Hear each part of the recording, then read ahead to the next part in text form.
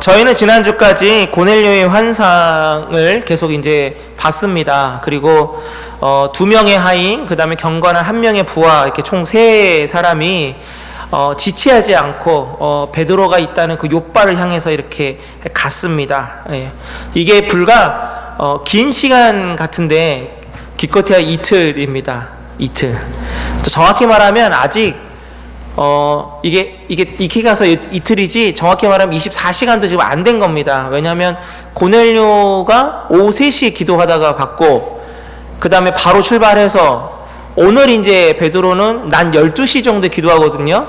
그러니까 정확히 말하면 아직 24시간도 되지 않은, 날짜가 지나갔으니까 이틀로 보는 이 짧은 시간 안에 이 놀라운, 정말 초대교회 역사상 말씀드렸죠? 사도행전의 큰 세계의 사건 중에 하나가 될 정도로, 또 지금 이 사건이 없었다고 한다면 나중에 예루살렘 회의에서도 문제가 되고, 그것은 결국 지금 이 자리에 있는 우리, 그러니까 유대인들이 보기엔 이방인은 우리들에게 복음이 전달되는 것들이 어떻게 바뀌었을지 모를 정도로 어마어마하게 중요한 사건이라고 했습니다. 근데 그게 기껏해야 이틀 안에 지금 이루어지고 있는 것이죠. 고넬료는 환상을 보고 지체하지 않습니다. 또 그의 하인과 부하들도 지체하지 않습니다. 오늘 하나님은요, 베드로에게도 지체하지 않으십니다. 정말 이게 딱 맞아떨어지게,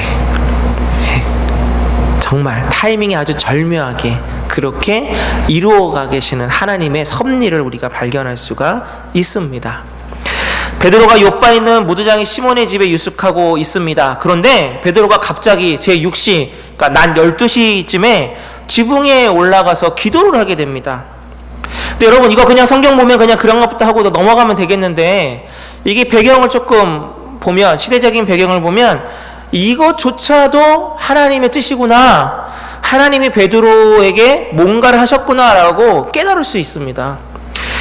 원래 유대인들은 하루에 3번씩 기도를 하죠. 시편 55편 17절에 의하면 다윗의 기도가 나오는데, 거기 보면 아침과 저녁, 그 다음에 난 12시 이렇게 되어 있습니다.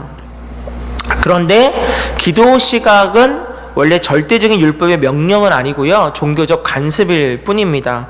그래서 다윗 시대로부터 약 1000년이 지났을 이 로마 요 당시에 유대인들은 언제 했냐면, 이른 아침, 오후 3시, 그리고 해질 무렵, 황혼역, 요때 이렇게 3번 기도를 했다라고 요세푸스에 의해서 남겨져 있습니다. 그렇기 때문에 우리 고넬료가 언제 기도했죠?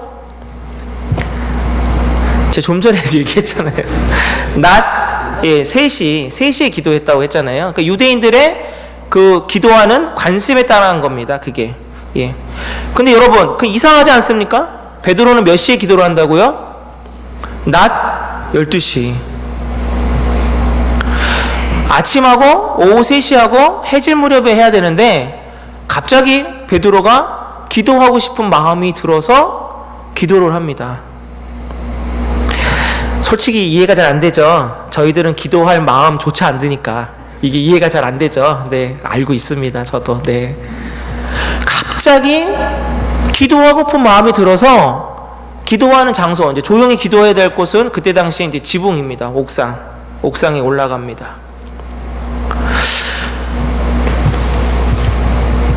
만약 기도하고픈 마음에 베드로가 순종하지 않았다면 어떻게 됐을까요? 환상도 보지 못했을 것입니다. 찾아온 사람들이 당신들은 도대체 누굽니까? 라고 했을 것이고, 내가 왜 당신들을 따라가야 되냐고 했을 겁니다. 그러면 이방인에게 복음이 전파되는 것이 더 늦어졌든지, 아니면 베드로가 아닌 다른 사람을 통해 했든지, 아니면 예루살렘 회의 때 쑥대밭이 됐든지, 뭔가 다른 결과들이 나타날 수도 있었을 것입니다. 그러나 아무것도 아닌 것 같은 그 기도하고픈 그 마음에 순종하는 그 자세 하나가 놀라운 역사로 귀결됩니다. 그래서 여러분, 우리가 오늘 말씀에서 첫 번째로 깨달을 건 무엇이냐? 하나님의 마음, 음성 잘 듣고 순종할 수 있는 영적인 상태가 되어야 된다는 것입니다. 제가 설교 때 그런 고백을 했죠. 기도를 하는데 예전 같지 않더라. 하나님의 마음이나 음성이 잘 안 들리더라. 근데 오히려 다른 성도들, 다른 사람들을 통해서 교회가 해야 될 일들은 더 많아지고 주시더라. 믿음으로 순종하며 나아갑니다. 이렇게 기도했습니다. 고백했습니다. 네. 여러분들은 어떠십니까? 저는 말씀을 준비하면서 말씀 속에서 하나님의 기도 응답 대신에 그렇게 응답을 받았 것이고요. 그렇다면 여러분들은 어떻습니까? 말씀을 보실 때 이러한 말씀 속에서 나에게 하나님이 하고자 하는 그 음성이 들리십니까? 아니면 기도 시간에 기도를 하는데 하나님이 나에게 주시는 그 음성이 들리십니까? 그러한 음성에 귀 기울일 줄 아는 영적인 그 상태, 그것이 바로 우리들이 올바른 하나님의 자녀로서, 백성으로서 살아갈 수 있는 방법입니다. 그래서 오늘 결론은 그것을 향해 한번 좀 가보도록 하겠습니다. 자, 그렇다면 베드로가 기도하는 중에 무엇을 보게 됩니까?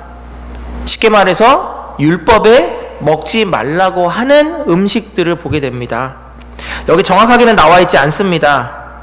근데 베드로가 속되다 하는 것을 먹을 수가 없습니다 하는 거 보니까 분명히 여기 나와 있는 것들을 자세하게는 나와 있지 않지만 분명히 먹지 말라고 하는 것들임에 분명합니다. 이게 어디에 정확하게 나오냐면 여러분 레위기 11장에 보시면 됩니다. 레위기 11장. 이게 11장 전체에 나와서 이걸 다 못 읽습니다. 그래서 여러분 이건 꼭 집에 가셔서 레위기 11장을 한번 보시면 참고가 되시겠고요. 저는 레위기 11장 7절 말씀 하나 찾아서 같이 보려고 합니다. 자, PPT 보시고요. 같이 읽겠습니다. 시작. 돼지는 굽이 갈라져 쪽발이로되 책임지를 못함으로 너희에게 부정하니 이렇게 되어 있습니다. 거기 뭐 낙타도 나오고 뭐 토끼도 나오고 막 하는데 우리가 지금 현재 흔히 먹고 있는 돼지가 있어서 그걸로 대신 한 구절 찾아 읽었습니다. 우리가 너무나도 좋아하는 돼지가 율법에 의하면 먹으면 안 되는 음식으로 구분되어 있습니다. 삼겹살, 수육, 족발, 순대. 지금 감흥이 없으신 분들은 점심을 거하게 드시고 오신 분인 줄로 믿습니다. 이런 모든 것들이 율법대로 하자면 먹어서는 안 됩니다. 그래서 저는 이 본문이 다시 한번 사랑스러운 본문으로 바뀌었습니다. 이게 아니었으면 이 맛있는 걸 우리가 못 먹고 있을 뻔하지 않았습니까? 설교를 준비하면서 위니펙 생각이 났습니다. 제가 좀 촌동네 출신 아닙니까? 위니펙? 10년 전에 위니펙에서는요 순대하고 순댓국을 파는 데가 없었습니다. 근데 지금은 있대요. 지금은 생겼다고 하는데 그때는 없었습니다. 곱창, 족발, 아무리 눈 씻고 찾아봐도 먹을 데가 없었습니다. 그래서 벌써 8년 됐네요. 토론토에 온 지. 8년 전에 토론토에 이주해 와가지고 처음으로 온 가족 외식 메뉴가 뭐였냐? 순대하고 순대국밥이었습니다. 너무너무 먹고 싶어가지고 처음 외식이 그거였습니다. 왜? 그쪽에선 어떻게 해도 없고요. 아무리 집사람이 뭐 고기 덩어리를 사다가 썰고 뭘 다 해도 순대는 못 만들더라고요. 그래서 너무너무 먹고 싶었던 음식이 순대였습니다. 지금도 그 맛을 잊을 수가 없습니다. 솔직히 어제도 저녁을 못 먹고 하다 보니까 밤 11시에 이제 교회 사무실에서 나가게 됐거든요. 어마어마한 갈등에 사로잡혔습니다. 하필이면 본문이 이 음식 얘기가 나오면서 준비를 하다 보니까 갑자기 또 이게 뭐가 먹고 싶었냐면 순대국밥이 너무 먹고 싶은 거예요. 12시에 점심 먹고 그 뒤로 아무것도 안 먹고 밤 11시가 됐으니까 이제 막 너무너무 배가 고픈 겁니다. 들어가면서 먹고 갈까? 이게 토론토니까 가능한 거죠. 솔직히 24시간 먹을 수 있는 데가 있으니까 참 가능한 건데 그 밤 11시에 먹고 갈까 말까 고민했습니다. 근데 먹고 들어가면 그분의 잔소리가 심할 것 같은 거예요. 예, 분명 이 밤에 그 헤비한 음식을 먹고 왔다고 분명히 뭐라고 그럴 것 같아서 고민이 너무 됐습니다. 제가 먹고 들어갔을까요? 안 먹고 들어갔을까요? 여러분 어떨 것 같습니까? 예.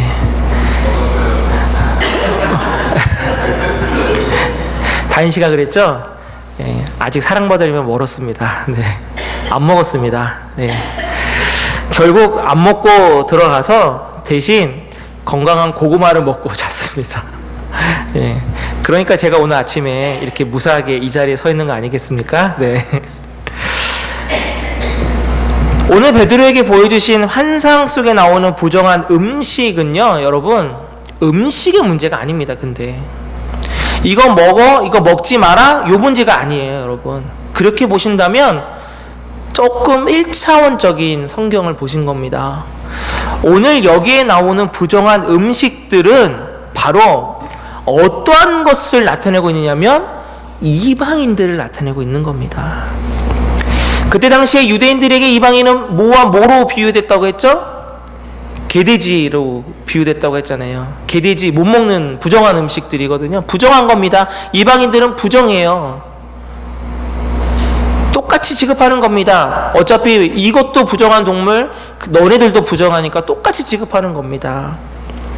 오늘 하나님께서 베드로에게 보여주신 것은 이 음식, 이 동물 먹어라, 먹지 말아라, 먹어라, 이 부분이 아닙니다. 바로 이방인을 비유하신 것입니다.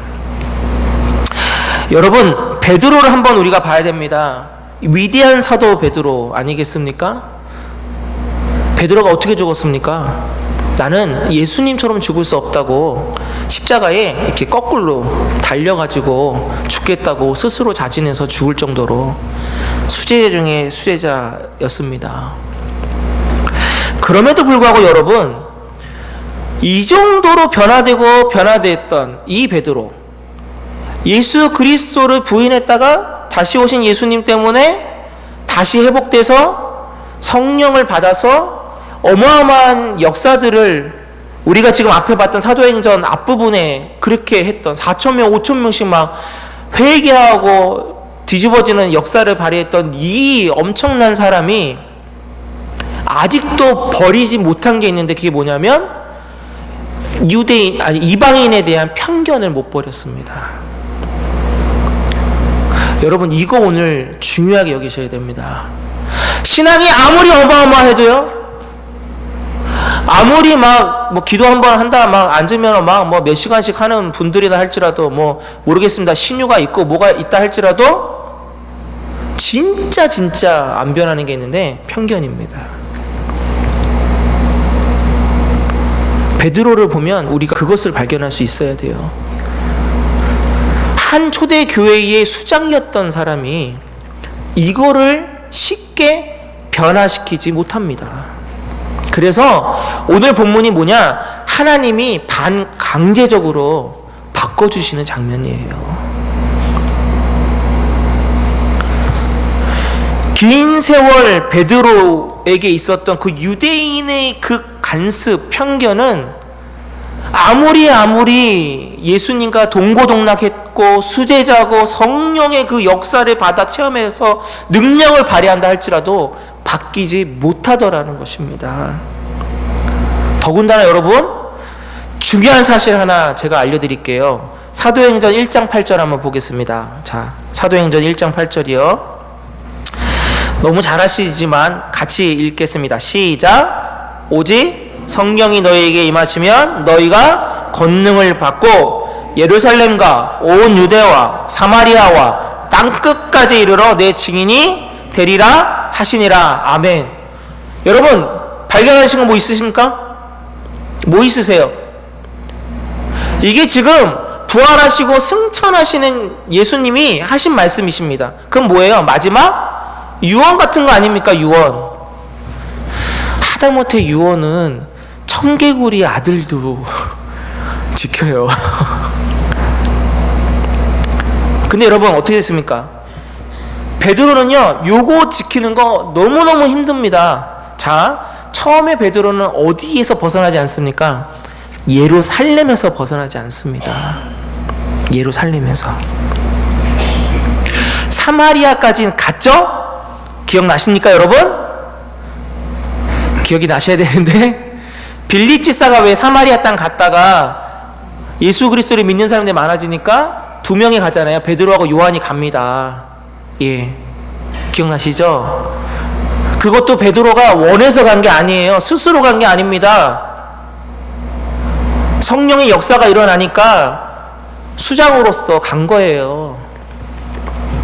어떻게 보면 뭡니까? 마지못해서 억지스럽게 한 발 간신히 예루살렘에서 유대 땅에서 사마리아, 정말 무슨 죄송해요 표현이, 도살장에 끌려가는 무슨 모처럼 억지로 간신히 하나님이 이끌어 가시는 겁니다. 이게 누구라고요? 베드로가요.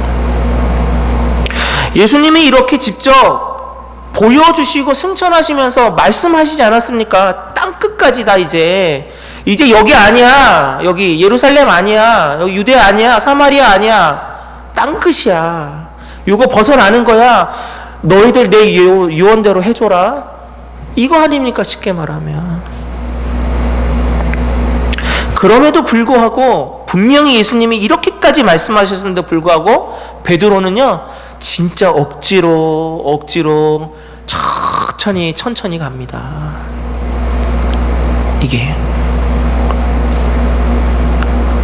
이게 그 능력, 성령의 충만함을 받아 능력을 나타내고 있는 베드로의 모습이라니까요. 이 정도로 관습과 편견을 없애는 것이 이렇게 어렵습니다, 여러분. 근데 이것이 베드로만의 문제일 것 같습니까, 여러분? 절대로 그렇지 않습니다.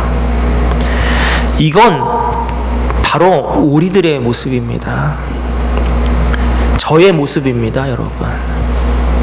변화를 두려워하는 우리들의 모습입니다. 예전에 봤던 어떤 영화 하나가 살짝 생각이 났습니다. 제가 그 제목이 기억이 안 나요. 근데 거기에 어떤 영화인지도 기억이 안 나는데, 거기에 나오는 그 한 사람이 그 전라도 사람인데 경상도에 갔다가 차가 고장 나가지고 어디 구멍가게에 가가지고 이 공중전화 있죠? 옛날 주황색 공중전화, 예, 요거 하려고 하는데 이제 동전이 없어가지고 경상도에 있는 그 가게의 아주머니한테 이제 껌을 사려고 하는 거예요. 근데 뭐라 그러냐면, 아, 여기는 왜 다 롯데껌만 있고 혜택껌은 없냐고 이럽니다. 그랬더니 경상도 그 가게 아주머니가 혜택껌이 뭐냐고, 롯데만 우리는 취급한다고 이러는 거예요. 한국만큼 지역적 편견이 강한 나라도 아마 드물지 않을까 싶습니다. 예. 경상도는 롯데, 전라도는 혜택. 예. 다른 거 갖다 놓으면 큰일 나죠. 예. 그게 몇십 년 전 한국의 모습입니다. 죄송하지만 지금도 한국에서 들려오는 소식은 제2의 이데올로기 싸움하고 있습니다. 보수와 진보가 어마어마하게 싸우고 있어요. 뭐가 맞는지 모르겠습니다, 저는 양쪽 다 아니거든요. 저는 이제 좋은 것만 다 취합합니다. 좀 간사하죠? 네. 예, 왜냐면 제가 서울 깍쟁이라 그렇습니다. 이러한 편견들이 하나로 되는 것을 막아버립니다. 교회는요, 솔직히 죄송한 말씀 하나 드리겠습니다. 보수 중에 진짜 변화 잘 안 되는 곳이 교회입니다. 여러분, 한국의 교회 역사를 조금만 보시면요, 한국의 교회는 무엇이었냐? 변화의 최전방에 있었습니다. 가장 빠른 변화를 주도하는 것이 교회입니다. 서양 선교사가 와서 서양의 문물을 갖고 들어와서 서양의 건축물을 하고 서양의 방법과 물건들을 전한 것이 어디입니까? 교회. 근데 지금은요, 가장 변화가 안 되는 곳이 교회. 이렇습니다. 세상을 이끌었던 교회가 지금은 세상을 따라가는 것도 벅차하고 있는, 완전히 뒤바뀌어 버린 이겁니다. 그러면 이것의 문제가 무엇일까라는 걸 한번 봐야 되는 거죠. 무엇이냐? 베드로는 긴 세월에 내려왔던 그 유대인들의 관습, 유대주의 사상, 이거 버리기가 너무너무 힘들었던 것입니다. 선민의식. 우리가 어떠한 자손인데, 아브라함으로부터 우리가 택함받은 자손인데, 이방인은 아니야, 너희들은 아니야. 그러나 여러분, 마태복음 족보 나오는데 한번 보십시오. 이방 여인들 나옵니다. 그것도 구약시대에. 언제 하나님이 이방인을 안 쓰셨습니까? 구약시대 때부터 쓰셨는데, 그것도 여인을. 솔직히 베드로도요, 한 발 한 발 변화하고 있었습니다. 오늘 지금 여기 머무르고 있는 장소가 누구네 집이라고요? 무두장이 시몬의 집. 저하고 며칠 전에 같이 보셨죠? 무두장이는 그 당시에 사람들이 멀리했던 부정한, 동물의 가죽을 만지는 사람이라 부정하게 여겼던 사람 집에 지금 누가 갔다고요? 베드로가 유숙하고 있다고요. 그런데 이제 마지막 관문이 남은 거죠. 사마리아 땅도 갔고, 같은 유대인이지만 유대인들이 부정하게 여기는 무두장이 집에도 갔는데, 여기까지는 갔는데 이제 이방인까지는 안 되겠다는 거죠. 그런데 놀라운 하나님, 하여튼 안 되면 여러분 기억하세요. 만들어서 쓰시는 분이 하나님이십니다. 안 되면, 쓰고자 하시면 어떻게든 쓰시는 거예요. 한 발 한 발 예루살렘에서 계속 벗어나게 하시더니, 이제 오늘 드디어 이방인에까지 갈 수 있도록 문을 활짝 열어버리게 만듭니다. 이것을 우리가 타파할 수 있는 유일한 방법은요, 다른 거 없습니다. 자, 오늘 본문에서만 답을 찾자고 한다면 여러분 이겁니다. 나의 중심적인 편견을 깨트릴 수 있는 유일한 행동 하나, 바로 기도 외에는 방법이 없습니다. 고넬료도요, 기도하던 중에 음성을 듣게 됐습니다. 기도하던 중에. 베드로도요, 기도하던 중에 환상을 보게 됩니다. 그 스타트는 뭐라고요? 기도. 기도하지 않으면 하나님의 마음을 제대로 알 수 없고, 자꾸만 어떻게 풀어나가냐면 내 중심, 내 생각, 내 경험치 갖고서 풀어나가려고 합니다. 이게 우리들의 모습입니다.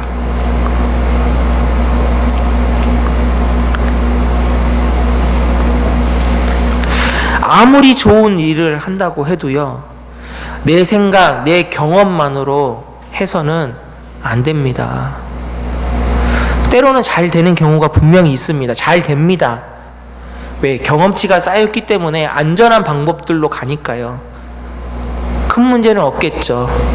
하지만 내 생각, 내 경험치로 가면 하나님의 생각과 하나님의 방법은 개입할 공간이 없어집니다. 하나님이 하셔야 될 일을 내가 하고 있어집니다.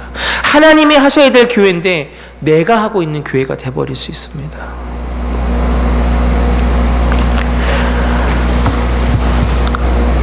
하나님은 베드로가 예루살렘과 유대 땅과 머물러 있는, 거기에만 콕 박혀 있는 것을 원하시지 않으셨습니다.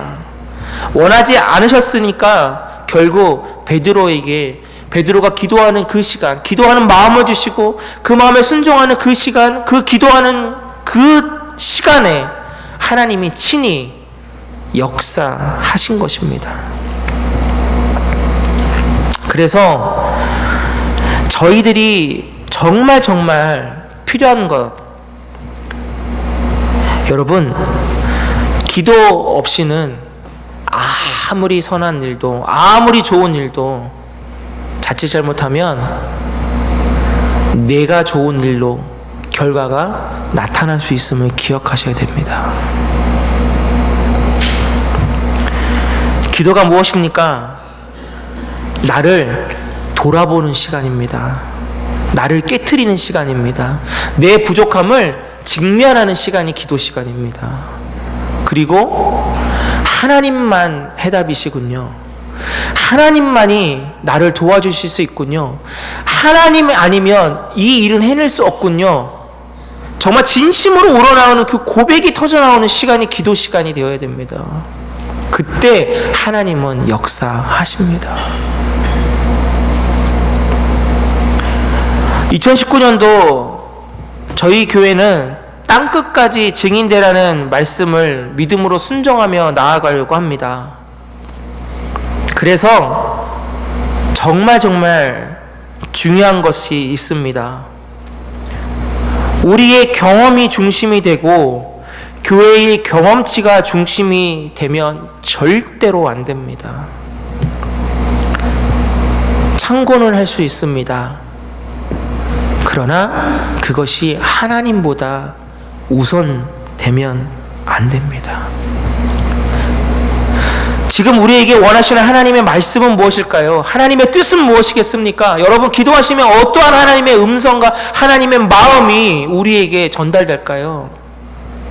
지금 하나님이 우리에게 원하시는 것은 너의 모든 경험치, 너의 모든 생각, 너가 갖고 있는 모든 편견을 기도를 통해 내려놓고 오직 내가 주는 말씀 앞에 100% 순종하며 믿음의 발걸음을 내딛기를 원하십니다. 그때 하나님이 하시는 겁니다. 올 한 해 저는 그래서 바로 이 하나님을 기대하며 나아가려고 합니다. 이 하나님을 의지하며 나아가려고 합니다. 이 하나님 앞에 기도를 통해서 요청하며 나아가려고 합니다. 부디 사랑하는 모든 성도 여러분, 저와 함께 같이 가주셨으면 좋겠습니다. 하나님 앞에 기도의 방법을 통해서 우리가 갖고 있는 모든 것들을 내려놓고 부서뜨리고 오직 하나님의 말씀에 순종하며 따라갈 때 저는 믿습니다. 주님이 올해도 잘해 주실 겁니다.